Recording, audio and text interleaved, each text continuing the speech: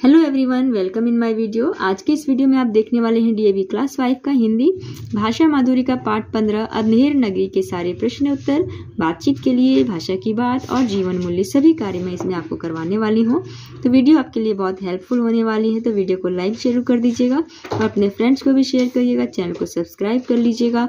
तो आइए चलिए शुरू करते हैं हमारा आज का चैप्टर। प्रश्न 1, अंधेर नगरी में सारी चीजें कितने में मिलती थी? उत्तर, अंधेर नगरी में सारी चीजें टके सिर मिलती थी।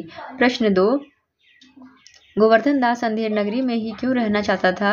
अंधेर नगरी में चीजें इतनी सस्ती थी कि कम पैसों में भी आराम से गुजारा हो जाता था। प्रश्न 3, फरियादी राजा के पास क्या फरियाद लेकर आया? फरियादी के बकरी कल्लू बनिए की दीवार के नीचे दबकर मर गई, इसलिए वह न्याय की फरियाद लेकर आया। प्रश्न 4, सिपाही गोवर्धन दास को क्यों पकड़ लेते हैं? कोतवाल के लिए बनाया गया फंदा बड़ा हो गया था। गोवर्धन दास मोटा और तंदुरुस्त था, इसलिए राजा के आदेश पर सिपाही उसे पकड़ लेते हैं। प्रश्न 5, महंत ने गोवर्धन दास को कैसे बचाया? महंत ने अपनी सूझबूझ से गोवर्धन दास को बचाया।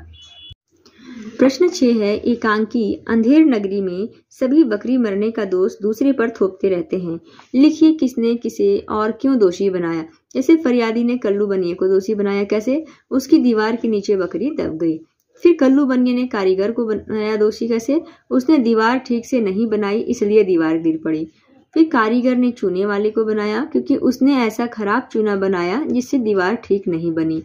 फिर चूने वाला ने भिश्ती को, उसने चूने में पानी ज्यादा डाल दिया जिससे चूना खराब हो गया। तो इस तरह से सबने एक दूसरे को दोषी बनाते चले गए। अब है बातचीत के लिए। महंत अंधेर नगरी में क्यों नहीं रहना चाहते थे? क्या आप उनसे सहमत हैं? तो इसका होगा, महंत एक अनुभवी और बुद्धिमान व्यक्ति थे। वे अंधेर नगरी में नहीं रहना चाहते थे क्योंकि उन्हें इस नगर के भावी संकट का ज्ञान हो चुका था। मैं भी महंत के विचारों से सहमत हूँ। अगला प्रश्न है, महंत ने अपने शिष्यों को अलग अलग दिशाओं में क्यों भेजा होगा?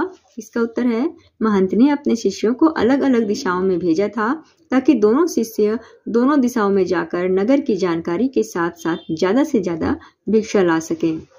प्रश्न 3 है, भाजी और खाजा क्या है? तो भाजी शब्द का प्रयोग सब्जी के लिए किया जाता है और खाजा एक मिठाई का नाम है। अब है अनुमान और कल्पना। गोवर्धन दास ने 7 पैसे में कौन कौन सी मिठाइयाँ खरीदी होंगी? तो देखिए इसमें होगा कि गोवर्धन दास ने 7 पैसे में जैसे कि बर्फी, लड्डू, पेड़ा आदि मिठाइयाँ खरीदी होंगी। महंत ने गोवर्धन दास को क्या उपदेश दिया होगा? तो महंत ने गोवर्धन दास को कोई उपदेश नहीं बल्कि फांसी से बचने की तरकीब बताई होगी। एकांकी का शीर्षक अंधेर नगरी क्यों रखा गया होगा? तो इसका शीर्षक अंधेर नगरी इसलिए रखा गया होगा क्योंकि इस नगर में प्रशासन व्यवस्था पूरी तरह से चौपट है। आप इस एकांकी के लिए कोई 2 शीर्षक बताइए, साथ ही यह भी बताइए कि आपने ये शीर्षक क्यों चुना।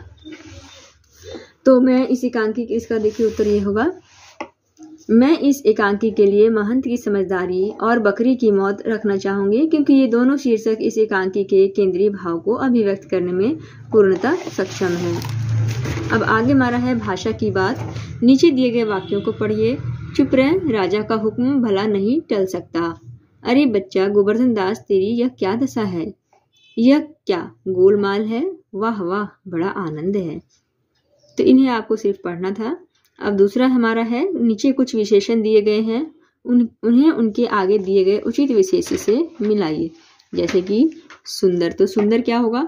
सुंदर नगर, टका शेर भाजी, चौपट राजा, अंधेर नगरी, शुभ घड़ी, बड़ी भीड़। तो इस तरह से इसको मिलाना है। नंबर 3 है, रिक्त स्थानों की पूर्ति कोष्टक से उपयुक्त शब्द चुनकर कीजिए। यहाँ कोष्टक में देखिए शब्द दिए हुए हैं, तो इसमें से क्या सही होगा उसे यहाँ पे भरना है। नगर तो बड़ा सुंदर है, पर भिक्षा भी सुंदर मिले तो बड़ा आनंद हो। 7 पैसे भीख में मिले थे, उसी से 3.5 सेर मिठाई मोल ली है। देखिए यहाँ पर ये शब्द दिए हुए थे, इनमें से भरा है। इस समय ऐसी शुभ घड़ी में जो मरेगा सीधा स्वर्ग जाएगा।